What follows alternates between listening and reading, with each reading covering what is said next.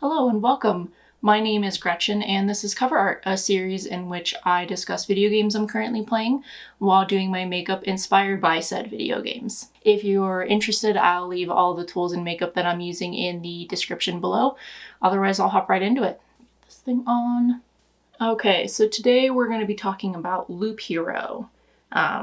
One more recently that came out just this year, I think. It has a darker color palette for sure, not to say that there isn't some color in the game.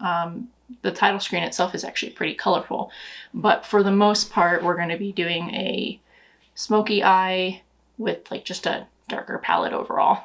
Okay, and that's about as much as I'll say about that. All right, so Loop Hero is a game.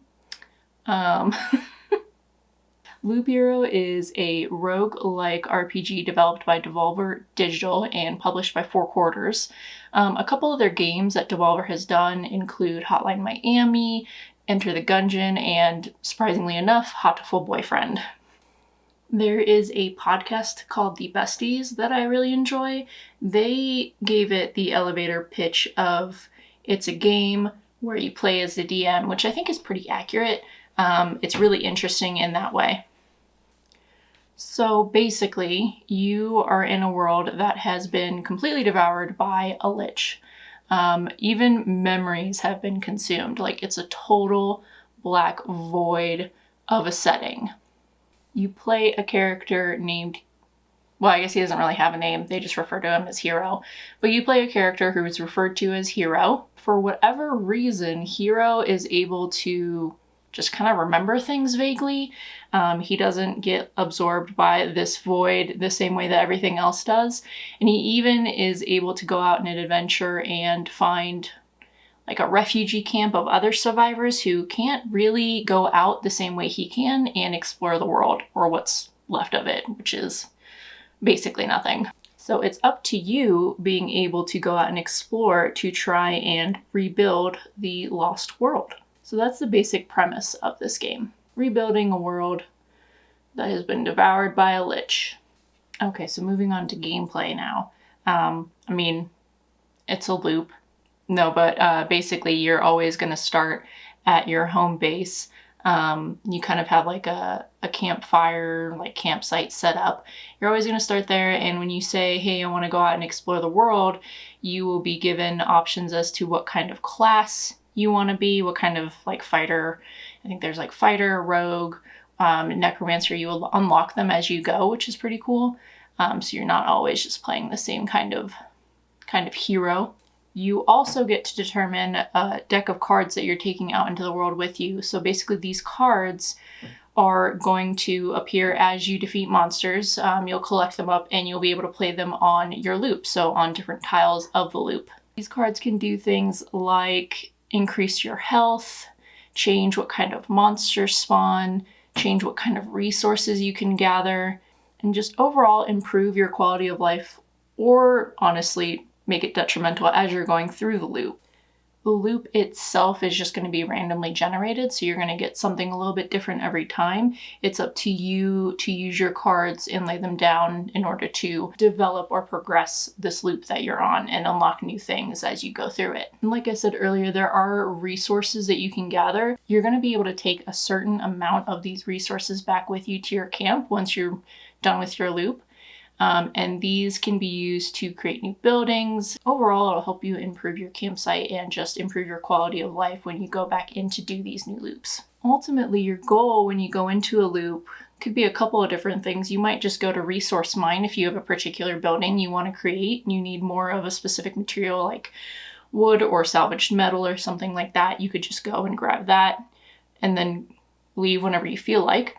Or you are progressing the loop to summon the boss of that chapter, as they refer to it. Now, these bosses only appear once you have developed or progressed the loop a certain amount. So there will be a little bar on the top left of your screen. It'll show you how much you've developed your loop in that round. And when you fill it, your boss is going to actually spawn right on your campsite. So you'll be able to go and fight it and potentially proceed to the next chapter of the story. God, I should have mentioned I'm not a professional whatsoever when it comes to doing makeup. I just do it for fun.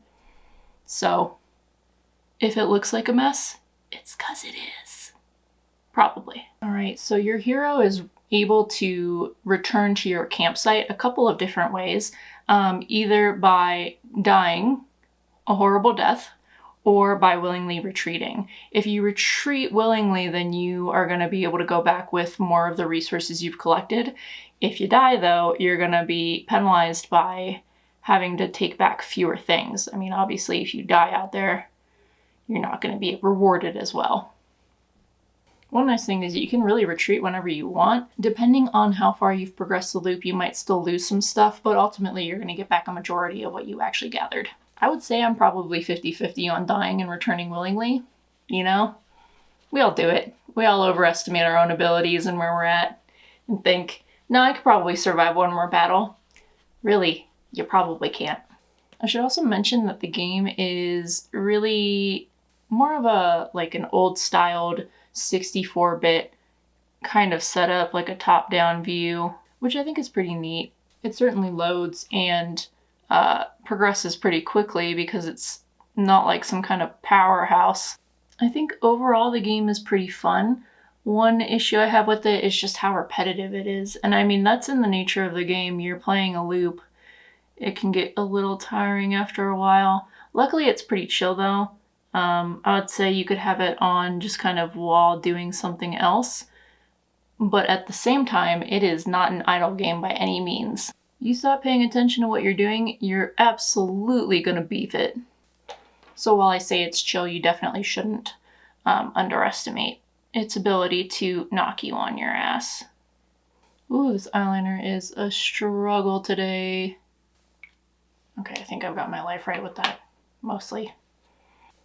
Like I mentioned already, the style is really reminiscent of like a 64-bit kind of system, and that applies to the music as well. So that's pretty fun. It's really cute, honestly.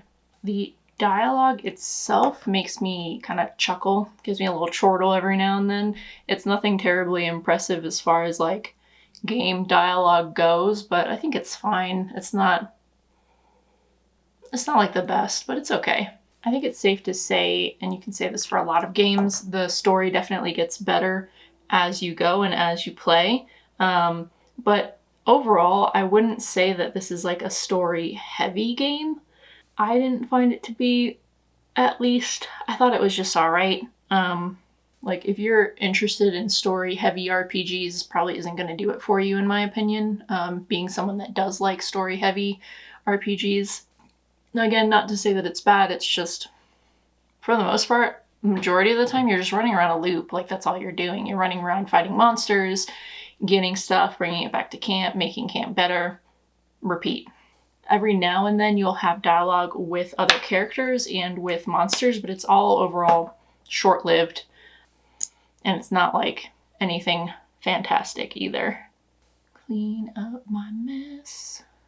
One thing that I thought was pretty interesting actually is that the game doesn't really give you that much of a tutorial either. It doesn't give you a whole lot to go off of. It just kind of gives you the basics and then says, all right, go for it. It's very like self-aware that it's a tutorial. Like, oh no, you have to do this tutorial. Oh no. Which I thought was fine. It's cute enough, but I actually appreciated that it wasn't very hand-holdy. As someone who plays a lot of video games, that can get tiring very quickly. And you just kind of have to figure things out for yourself. For instance, didn't realize right away that putting down tiles affects how other tiles behave on the board. So for instance, there's a tile called Meadow. If you put it down, it gives you health, and that's that. If you put it down next to a structure, it actually gives you more health. And changes it from a meadow to, I don't know, something else. Like, it's called something entirely different. I can't remember right now, but that kind of stuff. Like, if you put a vampire mansion next to a village, you got vampires that are now terrorizing this village. They're not just on the map. They're specifically terrorizing the village right next to them, which makes sense, right? So it's little things like that that the game doesn't tell you about that you just kind of have to figure out for yourself. Cover that up. With cover up. It's called concealer. Ooh, I almost forgot to do my mascara. I'm really good at this. I mean, what else can I really say about it? It's pretty simple. I would say it's worth giving a go.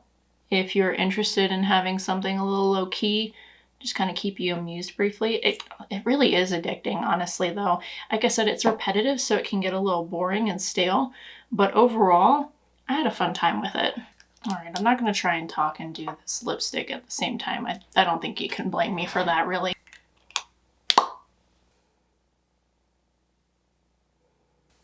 There we go. Another side note, I know I said already that I'm going to leave everything I use down in the description. I didn't get a whole lot of makeup for this series. I just kind of have got what I've got. So honestly, just use what you've got, you know? Make it yours. Really just do what feels right, you know? And if you put too much on, just blend it away. That's my song. You can use it. I'll let you have it. All right, this is my favorite part every time I do my makeup.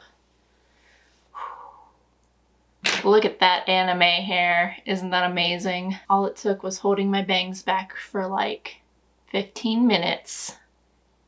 And now it's this. All right, I'm gonna go get my life right and I'll be right back. All right, I'm back. My bangs are still fighting me, but that's just the story of my life. They'll never be perfect and that's okay. So what do you guys think? You gonna give it a go? It's a pretty fun game. I don't think it's terribly expensive on Steam either. Well, let me know what you decide to do. Let me know what you think of this makeup look. It's pretty basic. I wouldn't say it's anything like, ooh, groundbreaking, but I had fun doing it at least. Also, if you're interested in true crime and makeup, go check out Bailey Sarian. She does the same thing and she's what inspired me to try doing this sort of thing. And yeah, she's just really great. She's just really good at telling stories. Just a really great personality overall. So go check her out. I'll leave a link to her down in the description. Also, if you're interested in that video game podcast I mentioned earlier, it's called The Besties. You can probably find it on like Spotify or whatever iTunes Apple is doing anymore. Apple Music? I don't know. I'm not an Apple user. Well, thank you guys for joining me today. I hope you enjoyed this, and I hope you have a wonderful day ahead of you, or evening, or whatever. Bye!